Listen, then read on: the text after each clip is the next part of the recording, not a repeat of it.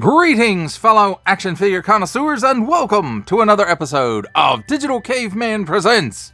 I, as always, am your host, the Digital Caveman, and today I will be presenting you with the G.I. Joe Classified Series number 178, Mainframe.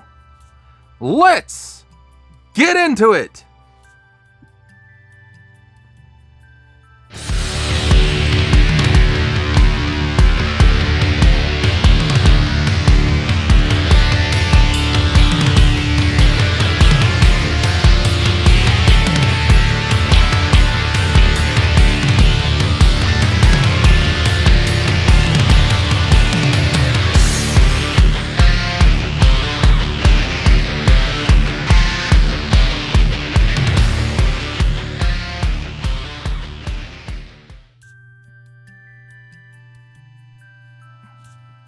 Let's begin with a look at the packaging. And here we have G.I. Joe Star, the peg hook cookie thing, some tape, number 178, that nice carbon fiber background. G.I. Joe Blaine Mainframe Parker, nice big window showcasing the figure, which you can see parts of when the light isn't glaring on it. G.I. Joe Star, G.I. Joe Classified Series. Warning, don't stick things in your pie hole if they don't belong there. 4 and up, there's the assortment number if you need that kind of thing. Hasbro print on the bottom, small print, fine print, legalese print, made in China print, symbols I'm not going to learn, and a barcode on this side. Some nice artwork of Mainframe, G.I. Joe Classified Series number 178. Here on this side, number 178, G.I. Joe Star, because he's a Joe. And then here are his specialties. And then another picture of him here is a QR code that if you want to scan that, you can. And then it has parents, asterisk, G.I. Joe Classified Series. And the asterisk says GIJoe.com. And then number 178, G.I. Joe Star. Nice practical shot of the figure. Here's some nice digital renders of some of the close-ups, or some close-ups of some of the features there. There's a skill set again, G.I. Joe Blaine Mainframe Parker, again GIJoe.com. Attention, especially don't stick things in your French pie hole. Warning, attention, Octoon. Don't stick things in any other language pie hole that do not belong there. Don't give it to babies. Includes figure in 9 pieces, small, fine, legalese, made in China print. There's the assortment number again, that thing, and Hasbro print. That, my friends, completes our look at the packaging.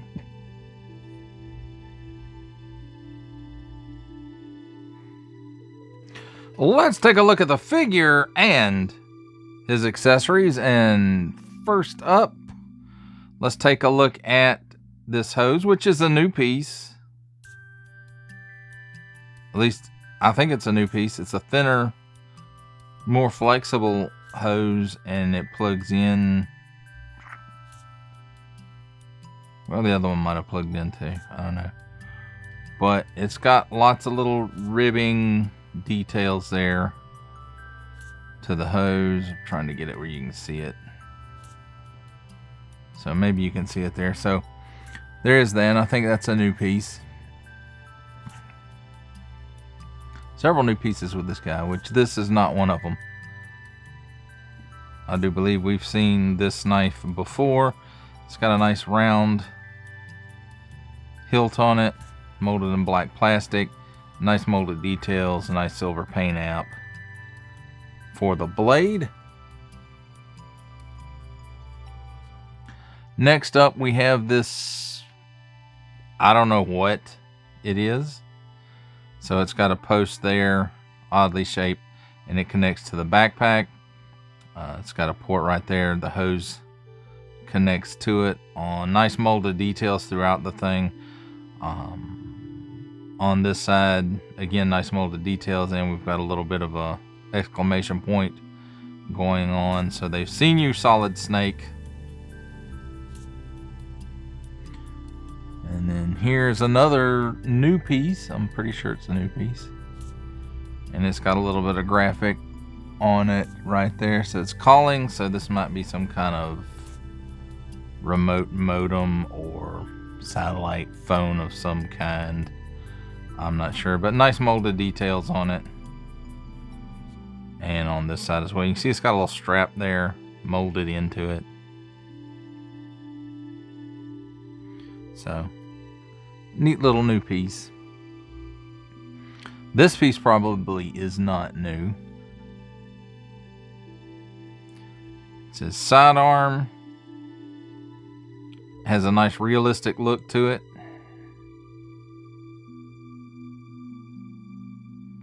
Molded in black plastic. So, and it does have a port in the end of the barrel there for blast effects. Next up, we have his computer. The main reason for this guy, because he's a computer guy. So it's a lot more compact than the original 1980s version of this character, although that was still cool to me. This one is a laptop. It flips up. The screen here's got some graphics going on. Hack, shortcuts, and notes, an exclamation point. It says G.I. Joe in there. It's got some stuff in there you can't read, some folders, loading. I can't read the percentage of data, but it's almost done. And then right here is a hinge. It just, you can see where you put it together, or where it was put together. And then we've got a nice little keyboard here with trackpad and buttons on this side. And I'm guessing that's a full-size QWERTY keyboard. And there's that.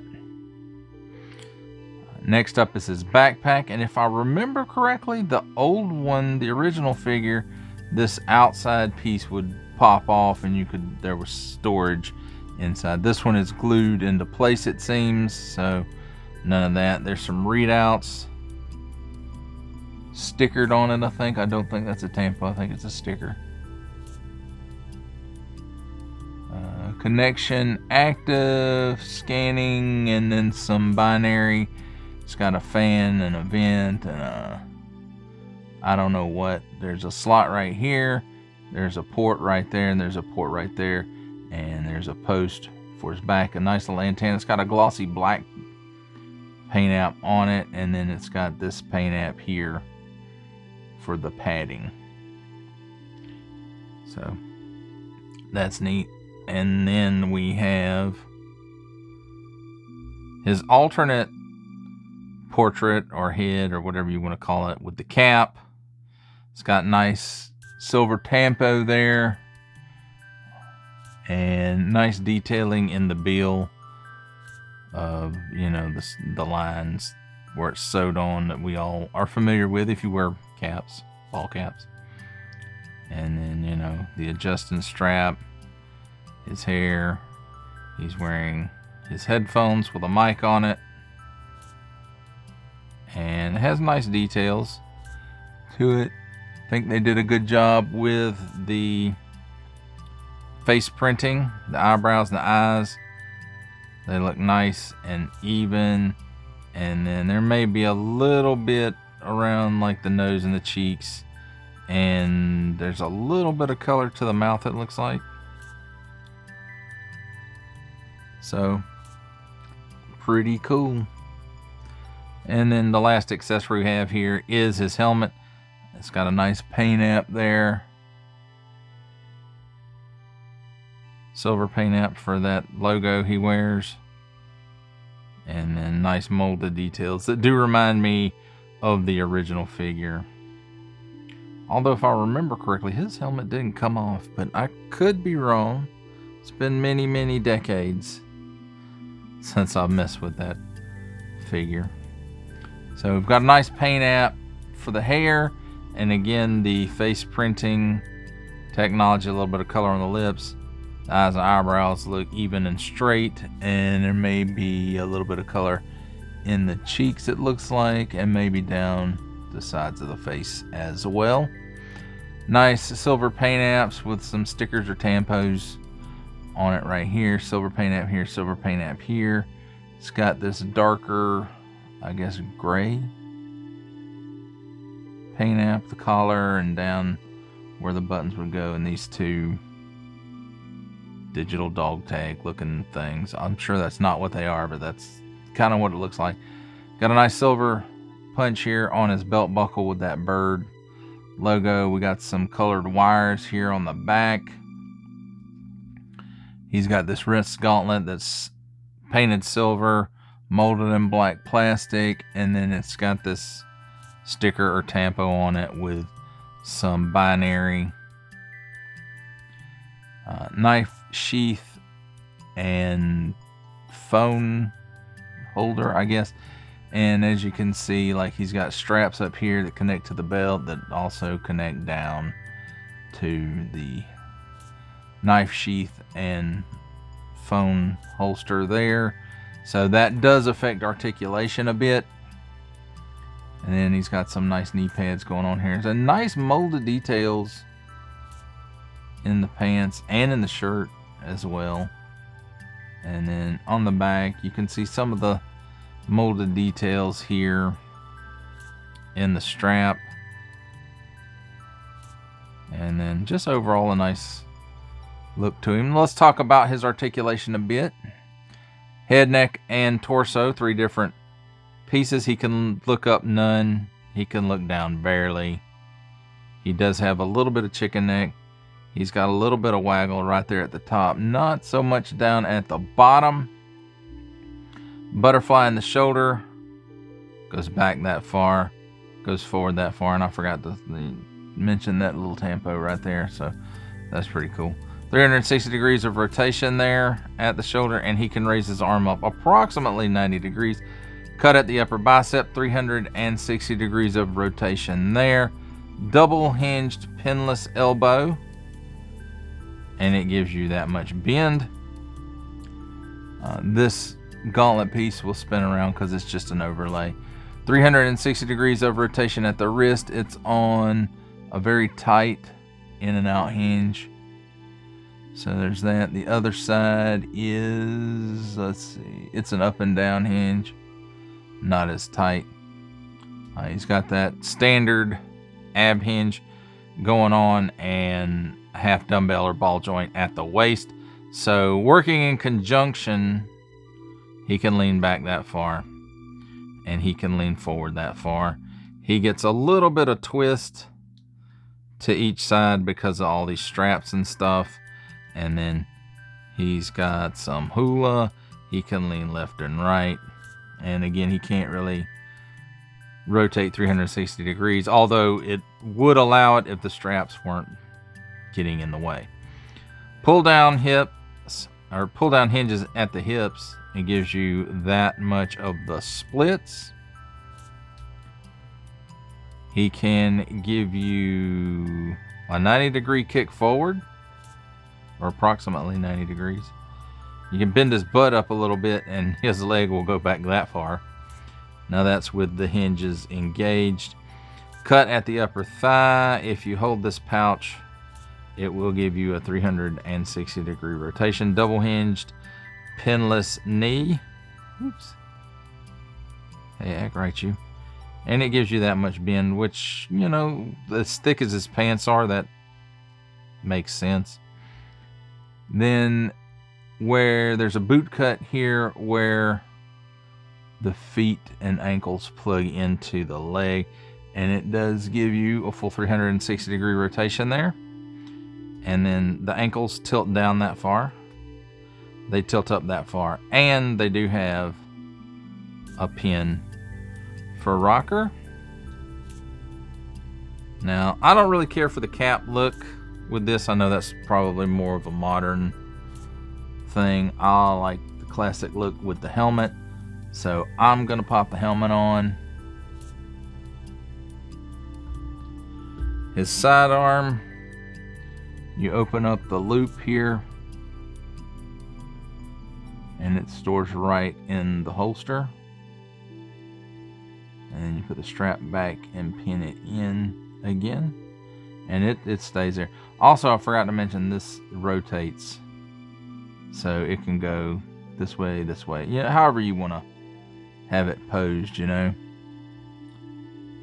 This holster on the side fits this piece.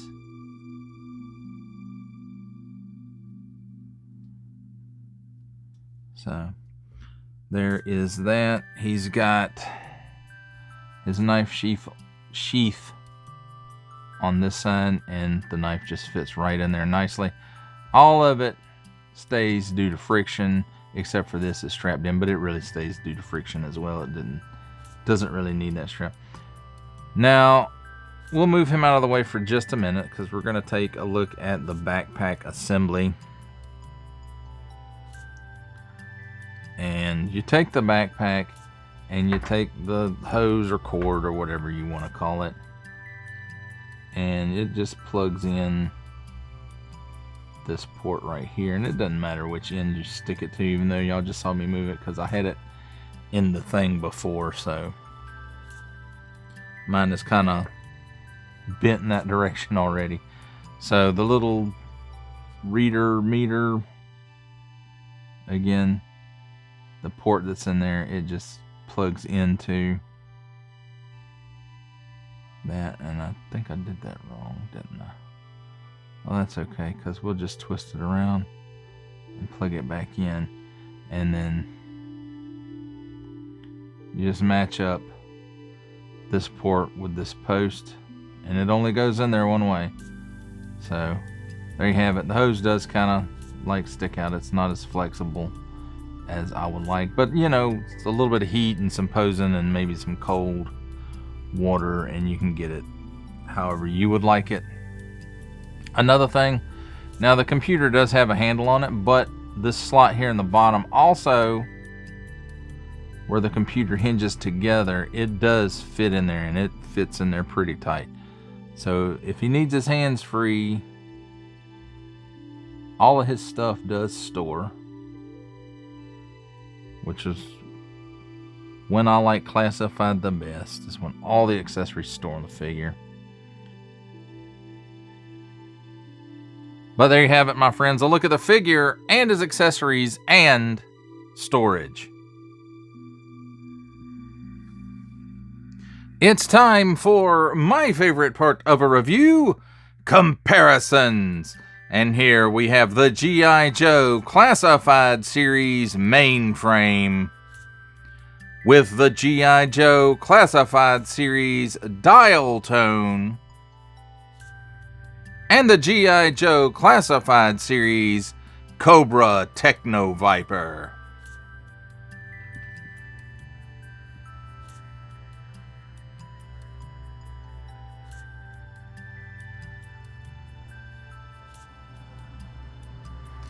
Here we have the G.I. Joe Classified Series Mainframe with the Valaverse Action Force Special Deployment Series Swarm Sentry and the Valaverse Action Force Swarm Scarab.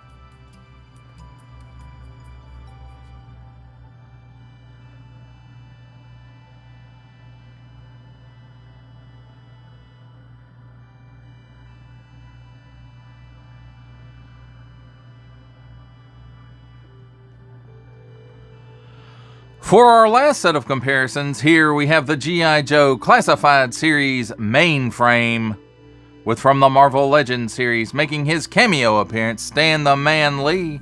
From G.I. Joe Classified Series, the Hasbro Pulse exclusive Regal variant Cobra Commander.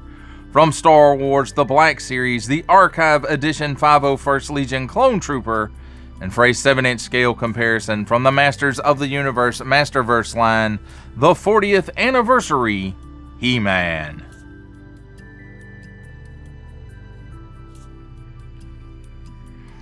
For final ramblings on the G.I. Joe Classified Series Mainframe, I have to tell you, back in the day, the Real American Hero Mainframe I thought was one of the coolest dudes ever, because he came with a computer that he could carry with him. And I never imagined that in my lifetime that would be a thing. And not only that, but now they're smaller, sleeker, and way more powerful. And, you know, and that's not to take anything away from this guy, because he is still a computer specialist. And he probably knows a lot more things about computers than I do. And the only thing about this guy is the originals, I think, had a removable panel on his backpack. And you might store one or two little things in there, little bitty things, and seal it back up. But this one doesn't seem to have that. And that's okay, because I see, you know, how the backpack's made. It's like it's an external, I don't know, battery pack maybe.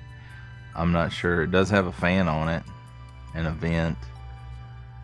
And it's got that wire with the little tool piece that connects to it. And so anyway, still a really cool figure. And I like all the bits and bobs that he comes with. You know, not much of a battlefield or not much of a fighter type physically, I guess, because he only comes with that one sidearm and a knife. But, you know, his brain is his weapon, I guess, and his computer skills. So, but, you know, again, I think this is a good update, I guess, to that original figure. Has a much smaller computer. And I can't wait to see if they do a retro release of this guy and give him that big chunky block of computer. That would be kind of cool. I might even pick that one up. But this one, I think he's outfitted correctly. I think the accessories are good. I do like the storage. You know, he doesn't like that the original figure, you know, he had to carry the computer by the handle all the time. This guy doesn't, you know, it plugs into the bottom of his backpack, as you can see as it's coming around, so that he's not always having to carry it in his hands. Although where it's placed, it probably hits him in the butt a lot. So there's that. But again, overall, I think this is a really good update to the original figure, and I really like it. And I am glad that I picked it up. And it's cool that it comes with the alternate head too, with the ball cap on it, but I don't think that's one I'm ever going to use. I really like the, you know, the original feel to the character, and he had this helmet. And so that's the way I'm going to keep him in my display. Well, that does it for the review. I hope you enjoyed it. I enjoyed making it. Only support from viewers like you make this programming possible. Each view does count, and I do appreciate each and every single view I receive. Thank you, and thank you so very, very much for supporting this channel through viewing. If you are interested in supporting my channel further, I'm now offering memberships at various tiers. Click the join button on my YouTube page, or check this video's description for the link and see if any membership offers are right for you, but only if you are in a position to do so. Comment below, like, share, subscribe if you would like to see more content or just help the channel grow, or both. That's even better. And don't forget to ding that bell so that in the future you will be notified as my new content becomes available. That's a wrap, folks. I'll see you next time.